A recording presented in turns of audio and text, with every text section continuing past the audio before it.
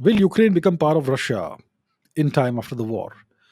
Uh, in time, well, it depends on what do you mean by in time, right? If you say 6 months after the war, unlikely. Depending on first of all, we have to see how does the war end whenever it does end. Right now, the war is not ending. We are nowhere close to a ceasefire.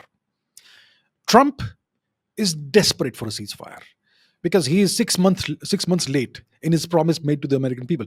On day one of the presidency, I will end the Ukraine war. Well, where is the end of the Ukraine war? So he is desperate to end the Ukraine war. He wants a ceasefire at any cost. And Mr. Putin has been playing the other game, the opposite game, slow war, frozen conflict. Let it go on. Let it go on. It serves his interests best. So Mr. Putin is in no hurry. Trump is in a tearing hurry. Is in a tearing rush.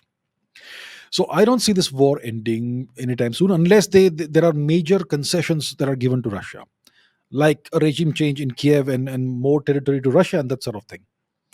It's not going to happen anytime soon, as far as I see. Without major concessions, Mr. Putin will not agree to a ceasefire. So let's say a ceasefire happens X number of months in the future. What happens then? That will be a partition of Ukraine.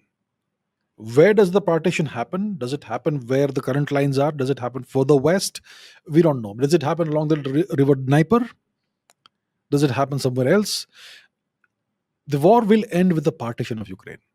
But then what happens to the rest of Ukraine?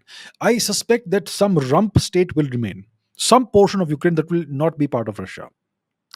But a significant portion of Ukraine is already part, more or less, de facto part of Russia. And I suspect that by the time the war ends, more territories of Ukraine will be absorbed by Russia. I don't think they want the whole of Ukraine, but I'm pretty certain they will.